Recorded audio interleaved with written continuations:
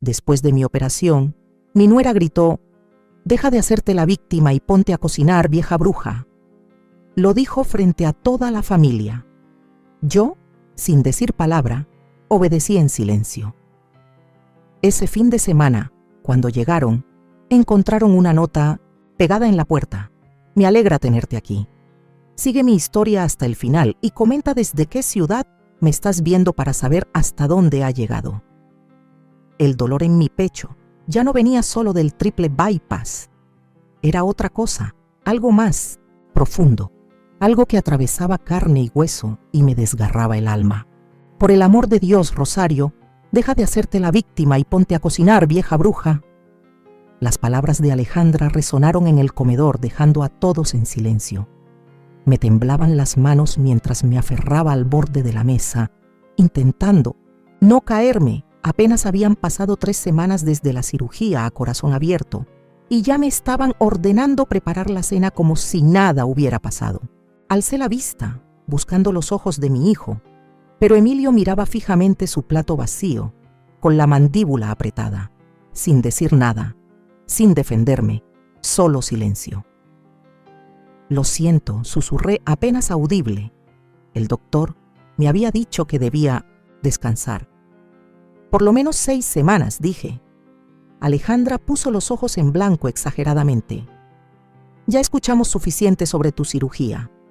Emilio trabaja 60 horas a la semana y yo he estado lidiando sola con los niños. Vinimos aquí a cenar bien, no a escuchar más quejas». Miré a mi alrededor. Mis nietos, Renata y Mateo, de 10 y 8 años, con los ojos abiertos y tensos. Mi hermano Rafael y su esposa Teresa estaban congelados, cruzando miradas incómodas.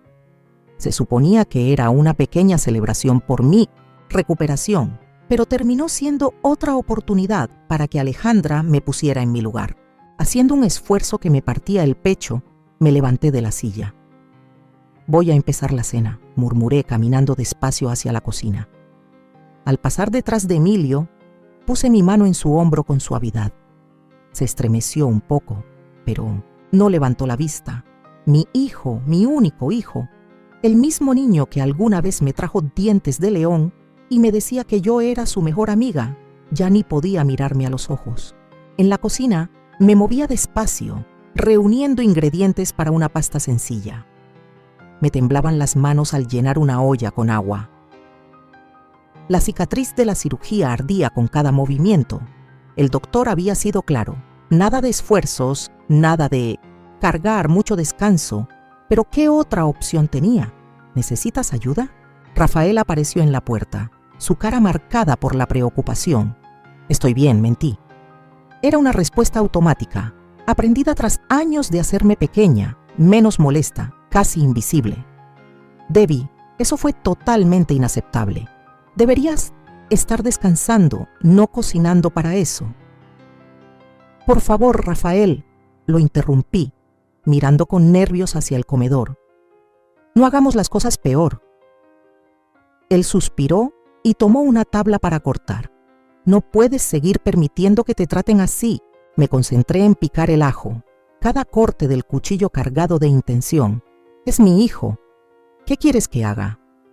«Para empezar, defiéndete», murmuró Rafaelo, pero no insistió. Sabía tan bien como yo lo complicado que es el juego de las dinámicas familiares. El miedo a perder ese vínculo frágil que aún me unía a Jaime y a mis nietos. Trabajamos en silencio unos minutos hasta que Sofía apareció en el marco de la puerta, con los brazos cruzados. «Solo es una cena sencilla, Débora. No hace falta que Rafaelo te ayude. Estoy segura de que has cocinado pasta miles de veces». Su sonrisa era dulce, pero sus ojos estaban llenos de hielo. «Jaime te está buscando, Rafaelo. Algo sobre el partido de anoche». Rafaelo vaciló, mirándome. «Anda», le dije en voz baja. «Yo me encargo». Cuando se fue, Sofía se quedó un momento más, observándome mientras luchaba por levantar la olla con agua hasta la estufa. No hizo el menor intento por ayudar, ¿sabes?, dijo como si fuera una conversación cualquiera. «Jaime tenía muchas ganas de tu lasaña. Los niños han estado hablando de eso toda la semana». sentí cómo se me hundía el corazón. Hacer lasaña significaba agacharme a sacar bandejas pesadas de los gabinetes bajos, permanecer de pie por mucho tiempo, levantar una fuente enorme dentro y fuera del horno. En mi estado, era como correr un maratón. No creo poder. Claro que puedes, interrumpió Sofía, a menos que quieras decepcionar a los niños otra vez. La acusación quedó flotando entre nosotras. Sentí un nudo en la garganta. Decepcionar a mis nietos era una melodía constante en la guerra silenciosa de Sofía. Cada vez que no podía asistir a una actividad escolar o me perdía un partido de fútbol por problemas de salud, ella se encargaba de que cargara con toda la culpa. Haré la lasaña, susurré. Sofía sonrió con triunfo. Bien, sabía que podías con tanto drama. Al darse la vuelta para irse, me vi reflejada en la ventana sobre el fregadero. Cuando me convertí en esta mujer, en esta sombra que ni siquiera puede proteger su cuerpo en recuperación de las exigencias de una nuera cruel, el agua de la pasta comenzó a hervir, burbujeando como las lágrimas que me negaba a dejar caer. Recordé la advertencia seria del cardiólogo apenas unos días atrás. Tu corazón ha sufrido un trauma, Débora. Necesita tiempo para sanar. Debes priorizar tu recuperación. Pero al agacharme con dificultad para sacar la bandeja de lasaña, entendí que mi corazón había pasado por algo mucho más profundo que una cirugía. Años de crueldad sutil, de sentirme disminuida, de ver cómo mi hijo se convertía en alguien que apenas reconozco. Esa era la herida real. Y por primera vez en 7 años, sola en esa cocina, con el dolor atravesándome el pecho, me pregunté si alguna vez sanaría mientras siguiera atrapada en este papel que me habían impuesto, el de la abuela útil, la cocinera y limpiadora, sin sueldo, la mujer cuyos sentimientos y salud eran obstáculos a superar. Algo tenía que cambiar. Mientras acomodaba los fideos y la salsa con manos temblorosas, tomé una decisión que lo cambiaría todo. Esa noche no pude pegar un ojo. Los analgésicos deberían haberme dejado dormida, pero mi cabeza no dejaba de repetir una y otra vez las palabras de Alejandra. Deja de hacer tanto drama y cocina, vieja bruja. En mis 69 años me habían llamado muchas cosas. Terca, con opiniones fuertes, incluso difícil a veces, pero nunca bruja. Y nunca con una crueldad tan indiferente frente a gente que se supone que me quiere. A las 3 de la mañana me moví con cuidado en la cama, reprimiendo un quejido mientras mi pecho aún dolido protestaba. En la oscuridad silenciosa, por fin me permití enfrentar lo que llevaba años evitando. Esto no era algo aislado. Solo era la muestra más evidente, más pública, de un patrón que empezó desde que Alejandra entró en nuestras vidas. Recordé la primera vez que noté algo raro. Emilio trajo a Alejandra a casa para presentármela hace como 8 años. Cociné su platillo favorito, carne al horno con papas al romero. Al servir la cena, Alejandra se inclinó hacia Emilio y le susurró, lo suficientemente fuerte para que yo la oyera. No me dijiste que tu mamá era tan del tipo ama de casa tradicional. Lo dijo con una sonrisa, pero sus ojos estaban fríos. Emilio se rió incómodo. Vale la pena por la comida de mamá, créeme. Lo dejé pasar entonces. Algo pequeño, pero solo era el principio. Después de que se casaron, los comentarios se hicieron más frecuentes, más afilados. Cuando llevé galletas caseras a su nueva casa, con unas del súper estaba bien, Rosario. No tenías que complicarte tanto a tu edad, sobre todo cuando me ofrecía cuidar a los niños. Tenemos una niñera profesional. Los niños necesitan estructura, no los caprichos de la abuela. Cada puya dicha con una sonrisa, cada una reduciéndome un poco más. Pero no era solo Alejandra. Lo que dolía más era ver cómo Emilio pasaba de ser ese hijo amoroso y considerado a alguien que se quedaba callado mientras su esposa desgastaba la dignidad de su madre. Pensé en el Emilio de antes, el que me llamaba desde la universidad solo para contarme cómo le había ido en el día, el que me defendió con uñas y dientes cuando su padre nos dejó por su secretaria de 20 y tantos. «Solo quedamos tú y yo, mamá», me dijo. Luego, su brazo sobre mis hombros. «Vamos a cuidarnos el uno al otro». ¿Cuándo desapareció ese muchacho? ¿Cuándo se convirtió en este hombre que no puede ni mirarme a los ojos mientras su esposa me llama bruja? Alcancé mi celular en el buró y abrí las fotos de la última Navidad. Ahí estaba yo, al borde de cada imagen familiar, un poco borrosa, como si ya estuviera desvaneciéndome. En una estaba en la cocina, claro, mientras los demás posaban con pijamas a juego frente al árbol. En otra salía a medias, casi fuera del encuadre, mientras Alejandra ocupaba el centro de todo, dirigiendo el evento como si fuera la protagonista de una película. Retrocedí aún más entre las fotos hasta llegar a las de antes de que Alejandra apareciera. Ahí estaba Emilio, abrazándome durante su graduación de la maestría. Los dos sonriendo, los dos en el centro del encuadre. Algo había cambiado. Y no era solo por la influencia de Alejandra. Emilio permitió que esto pasara, incluso participó con su silencio y su ausencia. Pensé en todas las veces que me tragué el dolor, cuando se olvidaron de invitarme al recital de ballet de Renata, cuando organizaron unas vacaciones familiares y solo me lo contaron después de volver. Cuando Emilio dejó de llamarme, excepto para pedirme que cuidara a los niños de improviso o que preparara comida para algún evento. Me había convertido en una herramienta, no en una madre. Una conveniencia, no una persona con emociones y necesidades. La cirugía me obligó a enfrentar mi propia mortalidad. Acostada en esa cama de hospital, conectada a máquinas, tuve tiempo de sobra para pensar en la vida que estaba llevando. El doctor fue directo. Tu corazón se está desgastando más rápido de lo que debería, Rosario. El estrés en tu vida no está ayudando. Estrés como el de andar con pies de plomo en mi propia casa.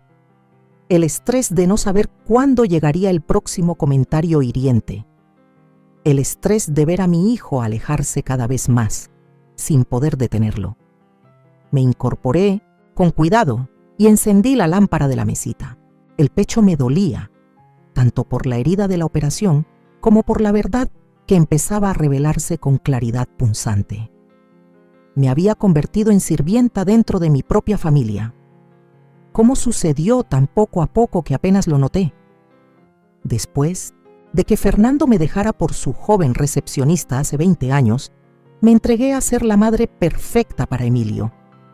Trabajé en 2 empleos para pagarle la universidad. Postergué mis propios sueños. Lo sacrifiqué todo para darle una buena vida. Tal vez ahí empezó el problema. Construí toda mi existencia en torno a mi hijo. Y cuando se casó con Alejandra, me aferré con desesperación a esa conexión, tratando de seguir siendo útil, estando disponible siempre bajo sus condiciones, aceptando migajas de inclusión en vez de exigir respeto. Pensé en la cena de anoche, después de que serví la lasaña que no tenía por qué estar cocinando en mi estado. Cómo Alejandra criticó la cantidad de ajo. Cómo Emilio se quedó callado. Cómo los niños comieron rápido y pidieron permiso para jugar videojuegos. Cómo Rafael y Teresa se miraban durante la comida, visiblemente incómodos. Cuando todos se fueron, me quedé sola en la cocina, rodeada de platos sucios, con la cicatriz quirúrgica latiendo, y sentí algo que no me había permitido sentir en años: rabia.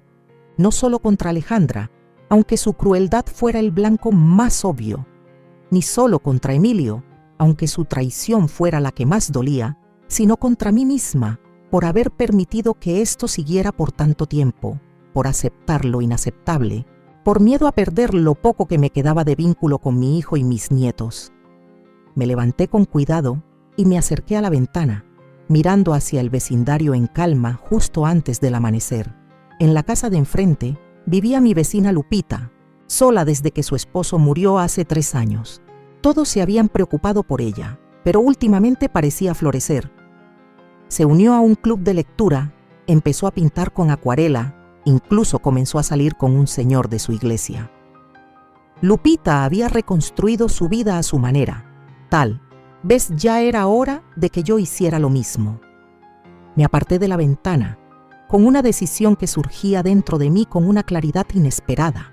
Ya no estaba dispuesta a seguir siendo una opción de último momento, una comodidad pasajera, a seguir sacrificando mi salud y mi dignidad por personas que ni siquiera me veían como un ser humano merecedor del respeto más básico.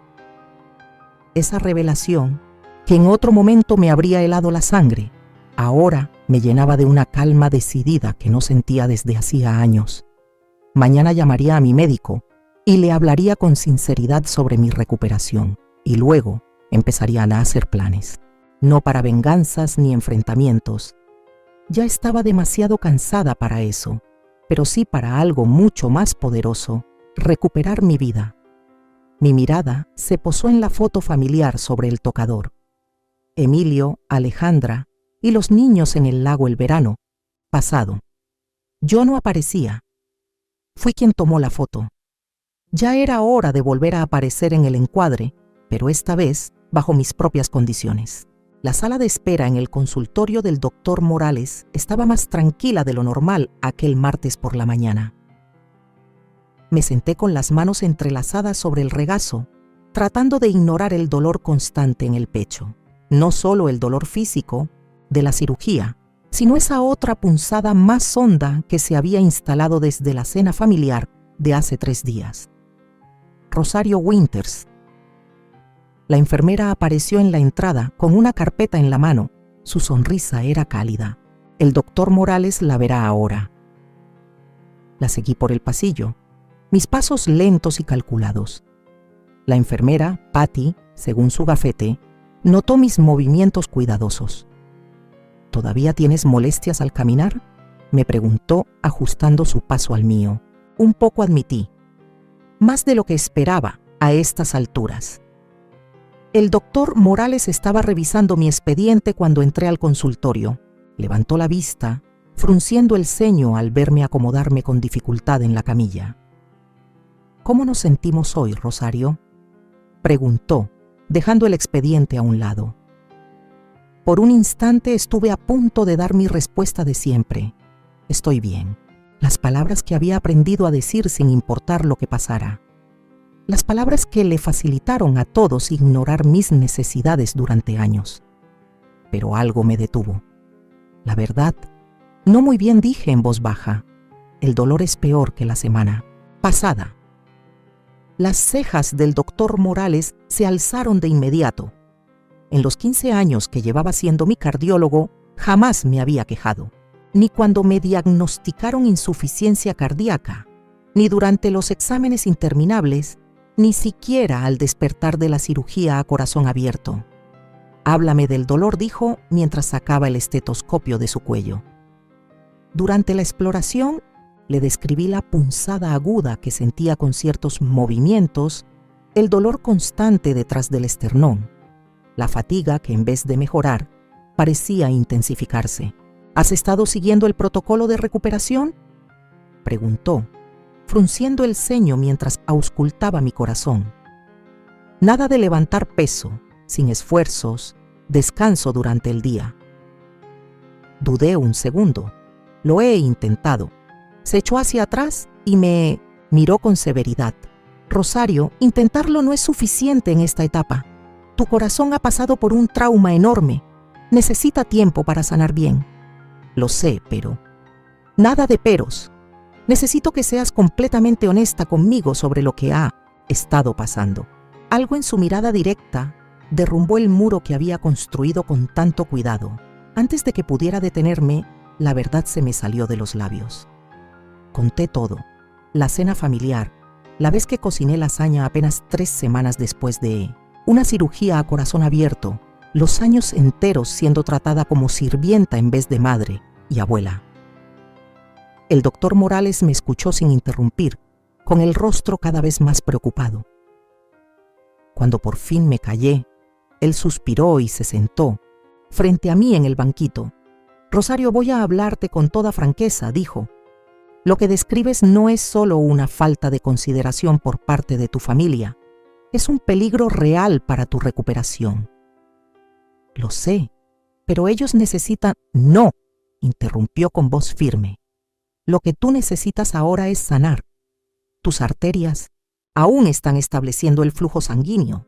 Tu esternón sigue soldándose. Esto no se trata de egoísmo ni de ponerte en primer lugar. Se trata de sobrevivir. La palabra quedó suspendida entre los dos. Sobrevivir. Algo tan básico. Y sin embargo, me habían hecho sentir culpable solo por pensarlo. ¿Qué le dirías a una amiga si estuviera en tu lugar?, preguntó el doctor Morales con suavidad. Lo pensé un momento. Le diría que se cuidara, que merece un mejor trato. Exactamente. Entonces, ¿por qué es distinto cuando se trata de ti? No tuve respuesta. El doctor anotó algo en mi expediente. Te voy a recetar descanso total por las próximas 2 semanas. Nada de cocinar, ni limpiar, ni cuidar niños. Lo más exigente que puedes hacer es una caminata corta alrededor de la cuadra. Y hasta eso con cuidado. Me miró directo a los ojos. ¿Puedes comprometerte a eso? Pensé en las llamadas inevitables de Alejandra pidiendo que cuidara a los niños. En la expectativa de Emilio de que la cena del domingo siguiera como siempre. No sé si mi familia lo va a entender. El rostro del doctor se endureció. Entonces que hablen conmigo. Esto no es una sugerencia, Rosario. Es una necesidad médica. Me entregó una hoja impresa. Aquí está todo escrito. Muéstraselo a tu familia si hace falta. Pero mientras salía del consultorio, con la hoja bien guardada en mi bolso, supe que no serviría de nada. Ni las órdenes de un médico cambiarían las expectativas de Alejandra, ni la complicidad de Emilio. Ellos siempre encontrarían la forma de hacerme sentir culpable, de presentar mis necesidades de salud como un estorbo. Para ellos, a menos que cambiara por completo la ecuación. La idea me llegó mientras manejaba de regreso a casa, tan simple y clara que casi me orillo del impacto. No tenía que estar disponible, no tenía que contestar cada llamada, ni responder a cada exigencia. Ni siquiera tenía que estar en mi casa cuando llegaran esperando la cena del domingo. Por primera vez en años, sentí un destello de algo que tal vez era esperanza. En casa preparé una taza de té y me senté en la mesa de la cocina con un cuaderno. Si de verdad iba a hacer esto, a priorizar mi salud y recuperación, necesitaba un plan. Primero, tenía que encontrar a dónde ir. Un hotel sería caro y yo vivo con ingresos limitados. Mi hermano Rafael me recibiría sin pensarlo, pero su departamento es pequeño y Alejandra sabe dónde vive. Entonces me acordé de Lupita, la vecina de enfrente, y de la cabaña vacía en la playa que tiene su hermana. Lupita había comentado que su hermana solo usaba la cabaña en verano y que estaba pensando en rentarla por cortos periodos durante la temporada baja. Una llamada más tarde, ya tenía dónde quedarme por 2 semanas a una fracción de lo que costaría un hotel. Luego vinieron las cuestiones prácticas. No iba a desaparecer así como así. Eso sería cruel y podría causar una preocupación innecesaria o incluso una denuncia a la policía. No, dejaría todo bien claro. Comidas preparadas en el congelador con instrucciones detalladas para calentarlas, una nota explicando mi ausencia, el celular encendido y conmigo, aunque sería selectiva con las llamadas que contestara. Miré mi lista, sorprendida de lo metódica que era, de lo tranquila. Esto no era una reacción emocional. Era un acto cuidadosamente planeado de autopreservación. Pasé el resto del día alistándome. Cociné comidas sencillas, fáciles de recalentar, y etiqueté cada recipiente con instrucciones. Ni Emilio podría malinterpretarlas. Empaqué una maleta pequeña con lo esencial. Nada que se notara de inmediato que faltaba en la casa. Escribí y reescribí la nota que dejaría en la puerta, buscando el tono correcto. Firme pero sin enojo, clara pero sin confrontación. Al anochecer, estaba agotada pero satisfecha. Tenía un plan. Por una vez, estaba priorizando mis propias necesidades. No por egoísmo, sino porque nadie más lo haría por mí. Esa noche, Al acostarme, sentí una paz extraña a pesar de la magnitud de lo que estaba por hacer. Durante años, me definí por lo que podía dar a los demás. Ahora estaba eligiendo otro camino. Mi corazón latía con más calma solo de pensarlo. El domingo amaneció claro y brillante, con la luz del sol colándose por las cortinas de mi recámara. Por un momento me quedé quieta, escuchando los sonidos familiares de mi hogar, el suave zumbido del refrigerador, el canto lejano de los pájaros en el arce del patio. Esta casa había sido mi ancla por 30 años. Ahí crié a Emilio, ahí reconstruí mi vida tras la partida de Fernando.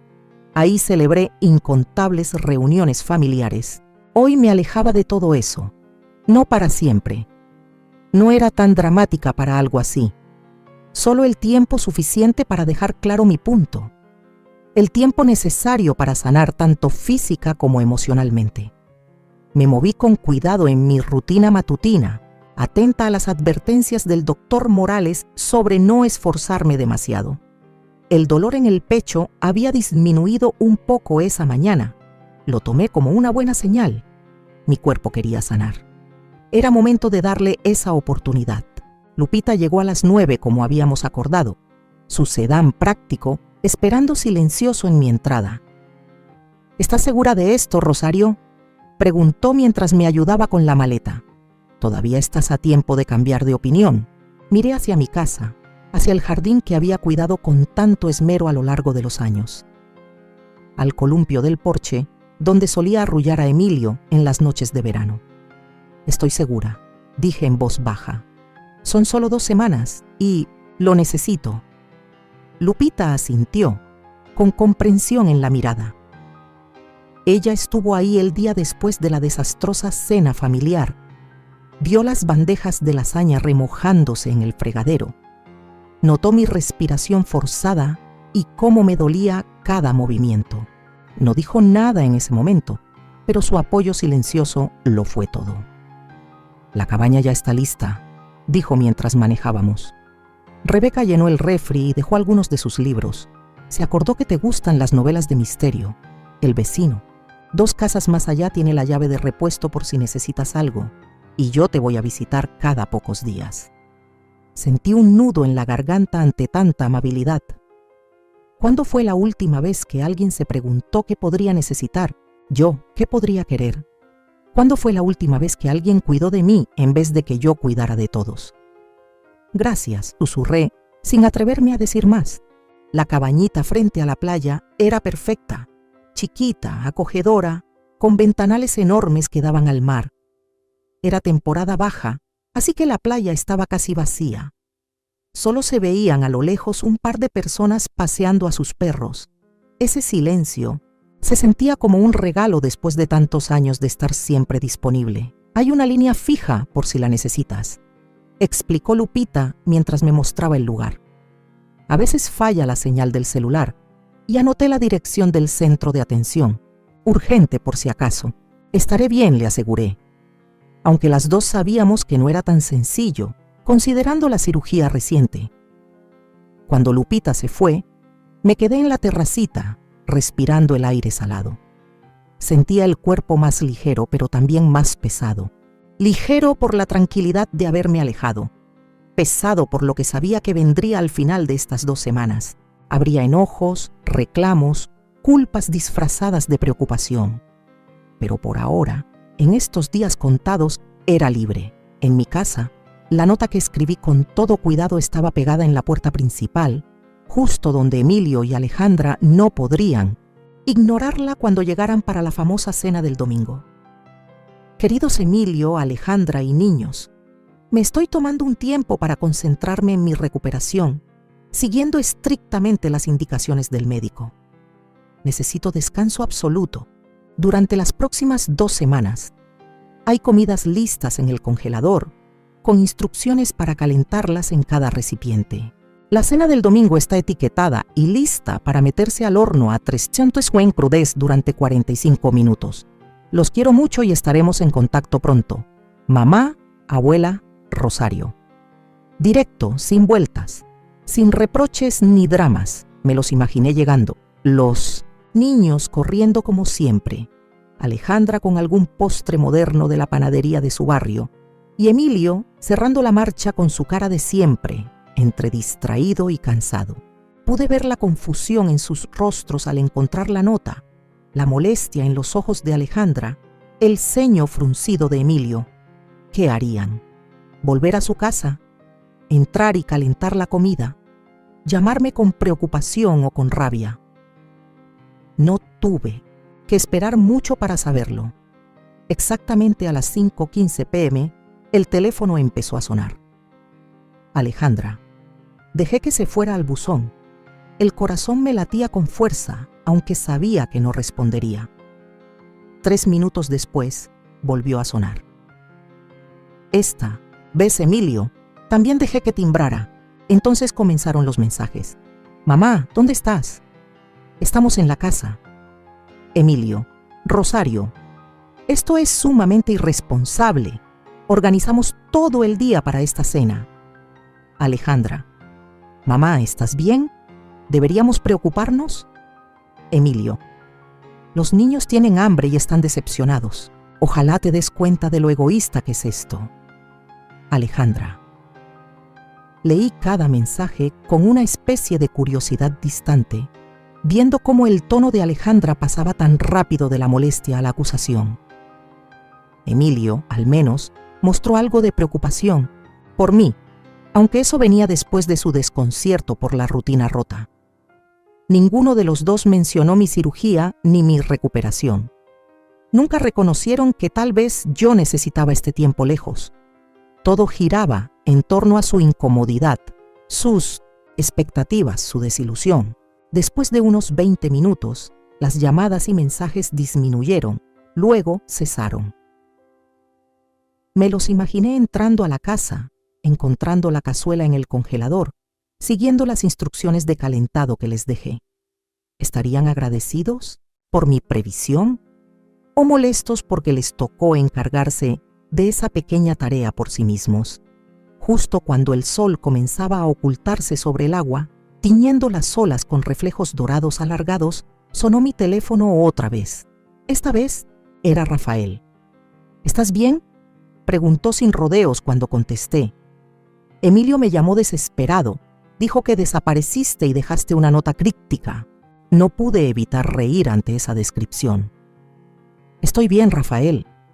Y la nota no era críptica. Era muy clara. Estoy tomando un tiempo para recuperarme, como me indicó el doctor. ¿Dónde estás? En algún lugar seguro y tranquilo, respondí, sin querer compartir aún mi ubicación, ni siquiera con él. Regresaré en 2 semanas. Rafael guardó silencio un momento. Bien por ti, Debbie, dijo al fin. Ya era maldita hora. ¿No te preocupa todo esto?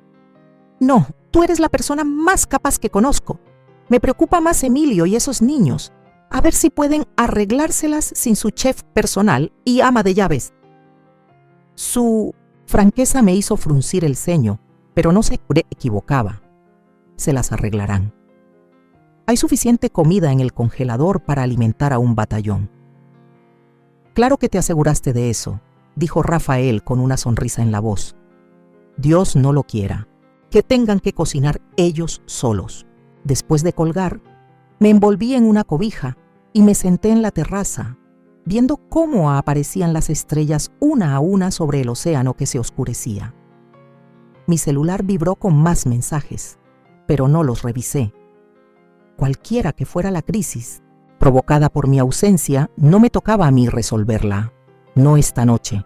Por primera vez en años, tal vez décadas, no tenía a dónde ir, ni a quién cuidar, ni nada que preparar, solo a mí misma. El sonido de las olas en la orilla y el cielo infinito lleno de estrellas sobre mí. Respiré hondo con cuidado, sintiendo el aire salado llenar mis pulmones. Todavía me dolía el pecho, pero ahora era un dolor limpio, el dolor de sanar, no el dolor de existir, de estar siempre desgarrada por palabras descuidadas y exigencias sin pensar. Esto, me di cuenta, era lo que se sentía la libertad, no la ausencia de responsabilidades, sino la presencia de elección.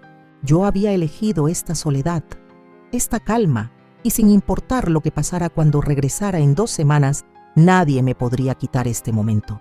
Me arropé más fuerte con la cobija y sonreí hacia la oscuridad. Que se las arreglen ellos. Yo tenía mi propia sanación en qué concentrarme. Los primeros 3 días de mi retiro autoimpuesto pasaron en una especie de neblina dichosa. Dormí más profundamente que en años. Arrullada por el sonido rítmico de las olas contra la costa, leí las novelas de misterio que dejó la hermana de Lupita, perdiéndome en historias donde todo se resolvía ordenadamente al final.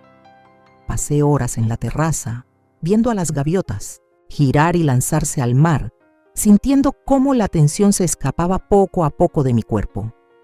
Al 4.º día, la realidad se metió a la fuerza. Mi celular, que había estado revisando solo una vez al día, explotó en notificaciones cuando lo encendí después del desayuno. 17 llamadas perdidas, 23 mensajes de texto, 5 mensajes de voz. La mayoría de los mensajes venían de Emilio y Alejandra. Su tono había pasado de la molestia al enfado, y de ahí a una especie de desconcierto desesperado. El último, enviado apenas 1 hora antes, me hizo temblar un poco las manos al leerlo. Mamá, esto ya fue demasiado. Estamos realmente preocupados por ti. Si no contestas hoy, voy a levantar un reporte de persona desaparecida. Emilio. Me quedé mirando la pantalla, una mezcla complicada de emociones agitándose en mí. Parte de mí se conmovió por su preocupación. Otra parte se sintió ofendida.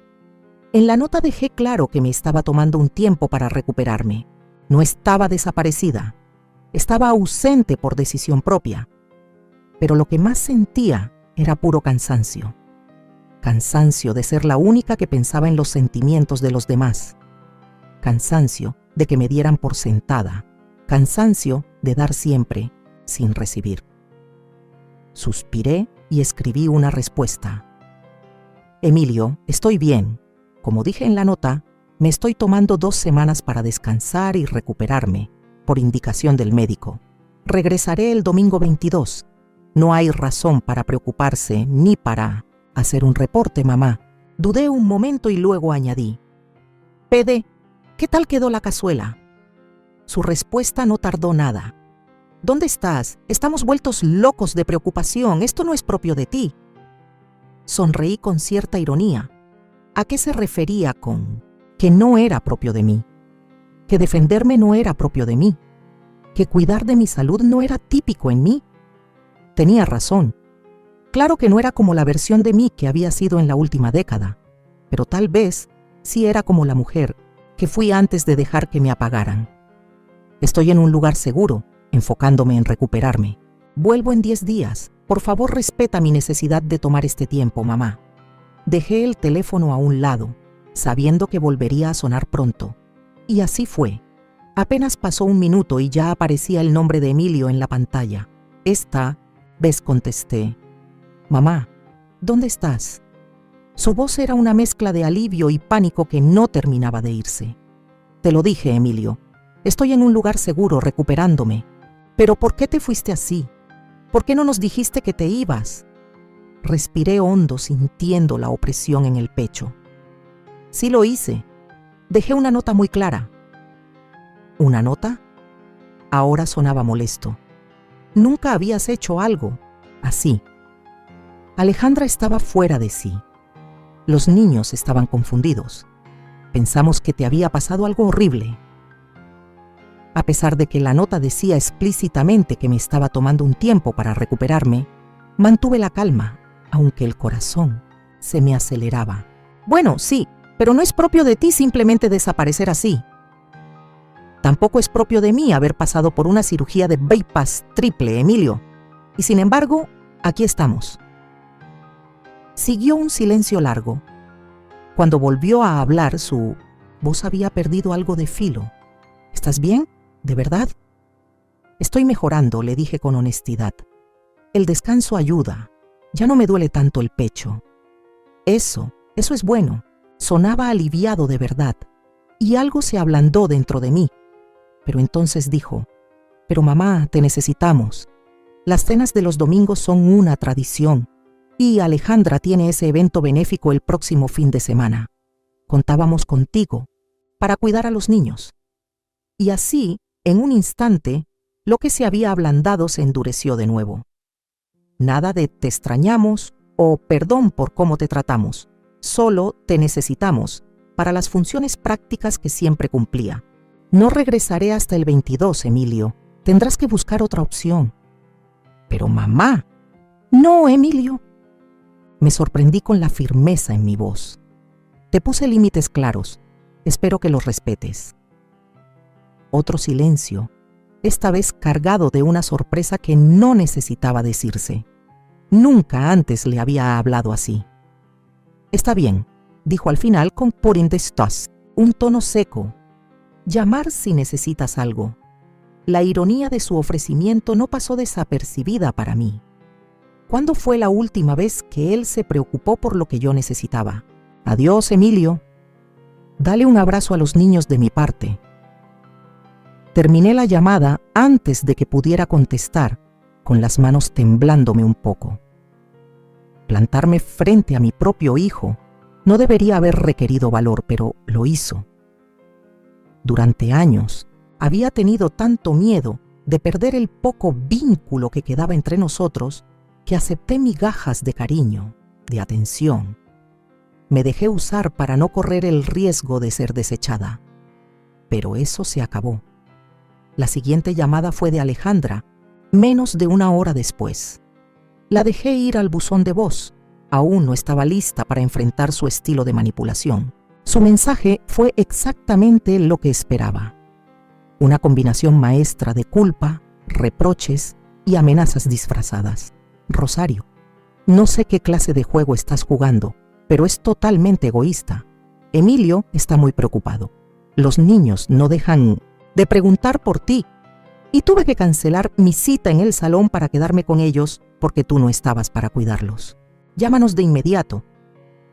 Borré el mensaje sin responder. Rafael llamó esa misma noche, con un tono bastante más cálido que los demás. «Así que Emilio por fin te localizó», dijo cuando contesté. Me llamó todo alterado hace rato. Dijo que te negaste a regresar a casa. «Estoy tomando las 2 semanas completas que me recetó el doctor», le confirmé. «Bien por ti. ¿Cómo lo están tomando?»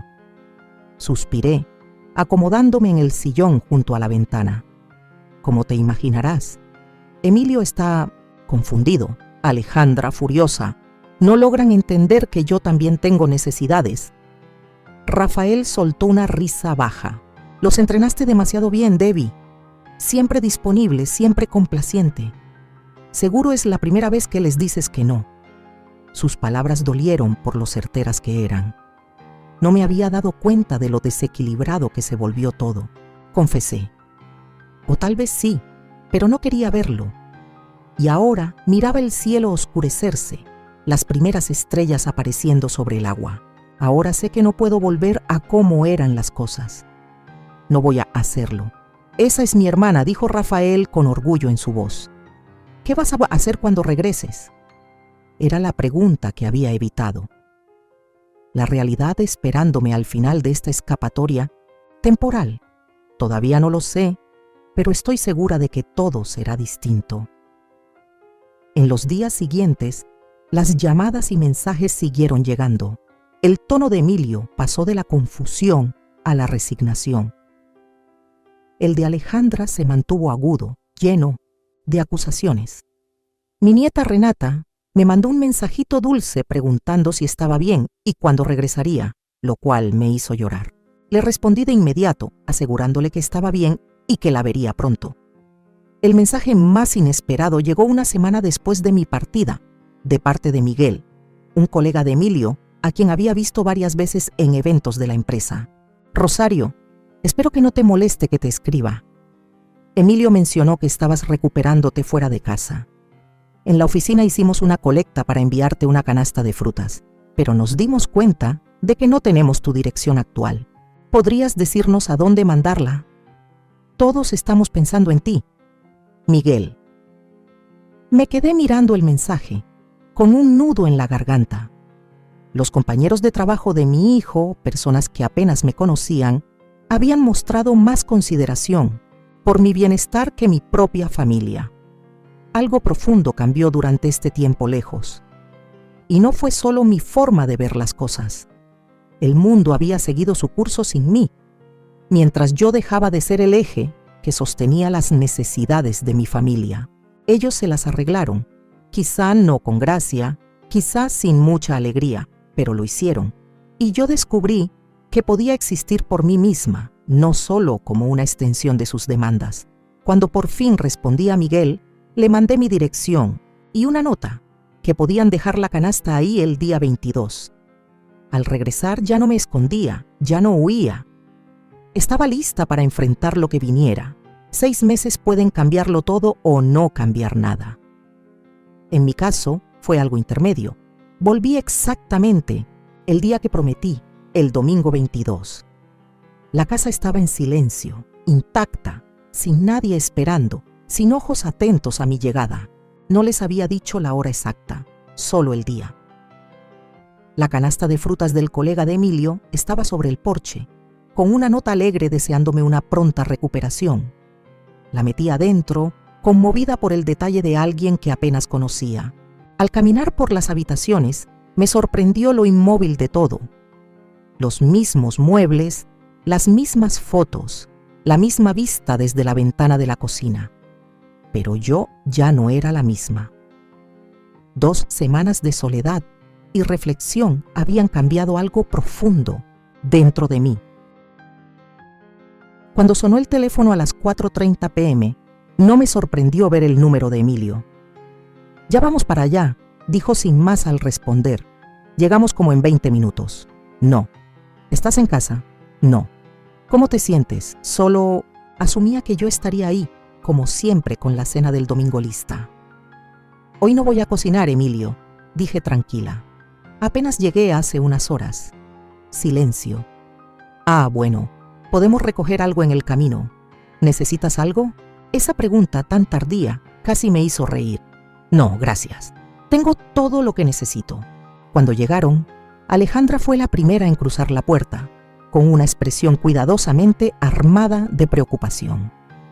«Rosario, estábamos tan preocupados por ti», dijo, acercándose para darme un beso al aire junto a la mejilla. «Te ves descansada». La leve pausa me lo dijo todo. Esperaba encontrarme disminuida, debilitada por mi ausencia. En cambio, me mantuve erguida y con la mirada firme. Ya no era la mujer desvanecida que se había marchado 2 semanas antes. Emilio entró con los niños. Renata corrió a abrazarme con verdadero cariño. «Abuela, te extrañamos». «Yo también te extrañé, mi amor», respondí, devolviendo el abrazo con cuidado, protegiendo mi pecho aún en recuperación.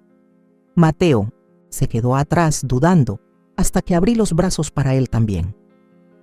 «¿Nos trajiste algo?», preguntó mientras me abrazaba. Yo, la inocente avaricia de la niñez. «Esta vez no», le dije, «pero me alegra verte». Emilio dejó una bolsa con comida para llevar sobre la encimera. «Trajimos cena», dijo con un tono cauteloso, como si no supiera si sería bien recibido. «China, de ese lugar que te gusta». «Gracias». Sonreí, sinceramente agradecida por el gesto, por pequeño que fuera. «Vamos a comer en el comedor». Al sentarnos alrededor de la mesa, sentí sus miradas sobre mí, evaluando, intentando descubrir qué había cambiado, qué sería distinto ahora. Entonces comenzó Alejandra con un tono falsamente alegre. «¿Ya estás completamente recuperada? ¿Volviste a la normalidad?». Tomé un sorbo de agua pensando bien mi respuesta. «Mi recuperación va bien, pero es un proceso largo. El cardiólogo dice que tomará entre 6 meses y 1 año para estar completamente sana». «¿1 año?». La decepción de Alejandra se sintió en el aire. «Pero sí podrás cuidar a los niños el próximo fin de semana, ¿verdad? Tengo ese almuerzo benéfico», y la niñera canceló. Emilio le lanzó una mirada de advertencia, pero ya era tarde. La petición, o más bien la suposición, ya había sido hecha. Me temo que no, respondí con voz suave pero firme. El doctor me ha limitado las actividades. Nada de cuidar niños hasta que esté más avanzada en mi recuperación. Los labios de Alejandra se apretaron, pero ninguna excepción. Interrumpí, aún con una sonrisa.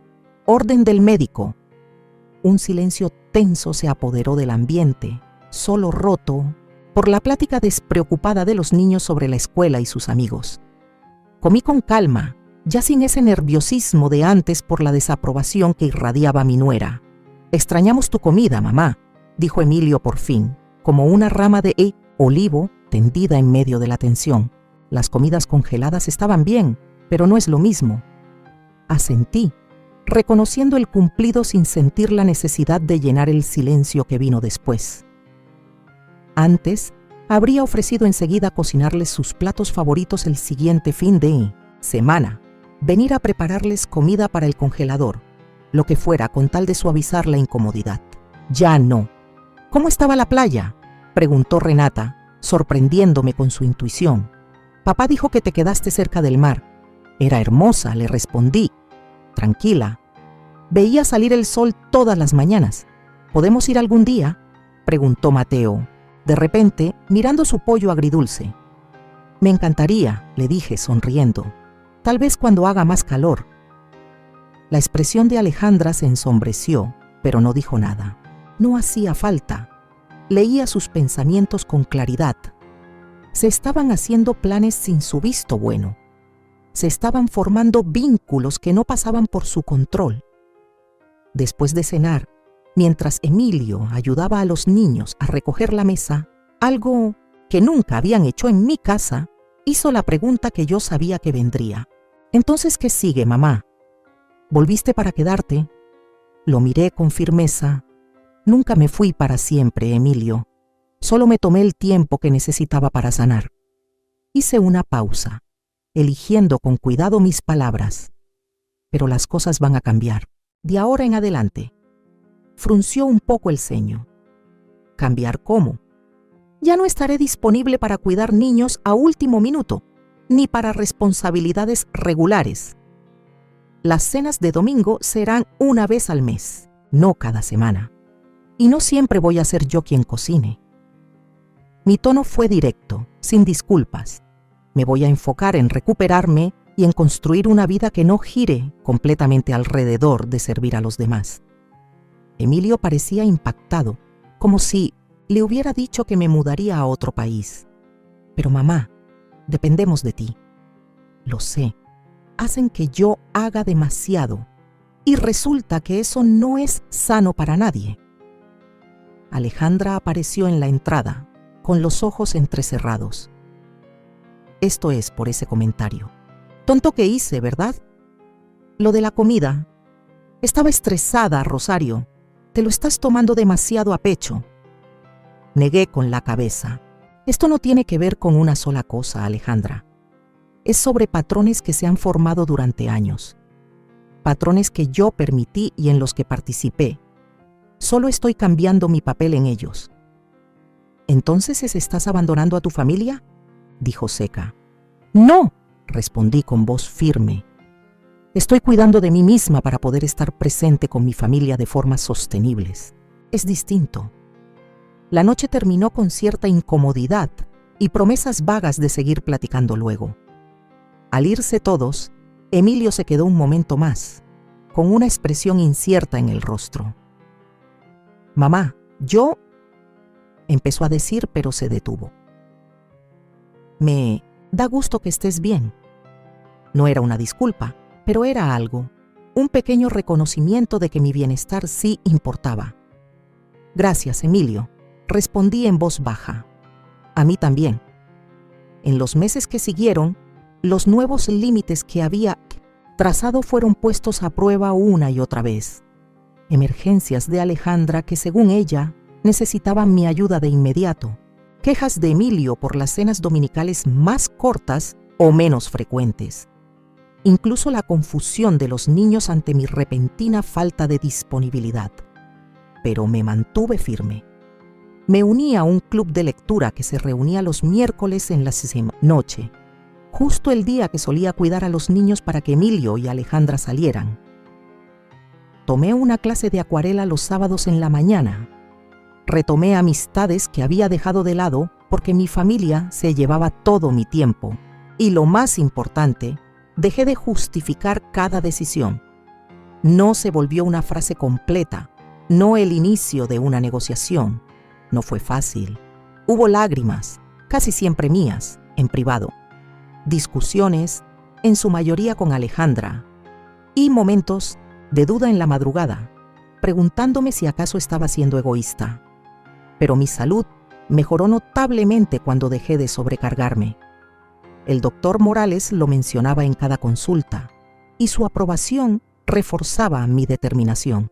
Para mi sorpresa, mi relación con Emilio también empezó a sanar. Al acostumbrarse a esta nueva realidad sin mi presencia constante, parecía valorar más los momentos que pasábamos juntos. Empezamos a comer juntos, solo él y yo, cada 2 semanas.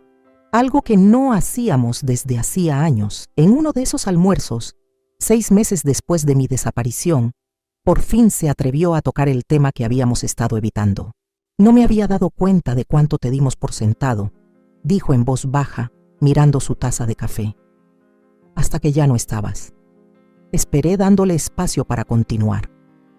Alejandra y yo hemos tenido algunos problemas. Alzó la vista con el ceño fruncido. Ella espera demasiado de todos. No lo noté hasta que me tocó encargarme de todo lo que tú manejabas antes. Yo lo permití, lo acepté por mucho tiempo. Asentí despacio. Estamos yendo a terapia. Está ayudando, creo. Extendí la mano por encima de la mesa y le apreté la suya. Me alegra, Emilio. Extraño cómo eran las cosas antes, confesó. Las cenas semanales, que siempre estuvieras para los niños. Yo también extraño algunas cosas, le dije con sinceridad. Pero no extraño sentirme invisible. No extraño poner las necesidades de todos por encima de mi salud. Hizo una mueca leve, pero asintió. Lo entiendo, lo estoy intentando. No era perfecto. Alejandra todavía me trataba con frialdad en las reuniones familiares. Los niños aún se quejaban de que ya no era tan divertida como antes. Y había momentos en los que dudaba de todo esto, cuando la fuerza de las costumbres antiguas casi me arrastraba de nuevo. Pero luego miraba mi agenda, ahora llena de mis propios compromisos, mis propios intereses, mi propia vida. Y recordaba esa cabaña frente al mar, y a la mujer que encontró su voz ahí, a la mujer que por fin entendió que cuidarse a sí misma no era egoísmo, era necesario. 6 meses después de mi cirugía de corazón, ya no solo estaba sobreviviendo, estaba viviendo. Y eso lo cambió todo. Ahora tengo curiosidad por ti, que escuchaste mi historia. ¿Qué harías tú si estuvieras en mi lugar? ¿Alguna vez pasaste por algo parecido? Déjame un comentario. Mientras tanto, te dejo en la pantalla final 2 historias más que son de las favoritas del canal y que, sin duda, te van a sorprender. Gracias por ver hasta el final.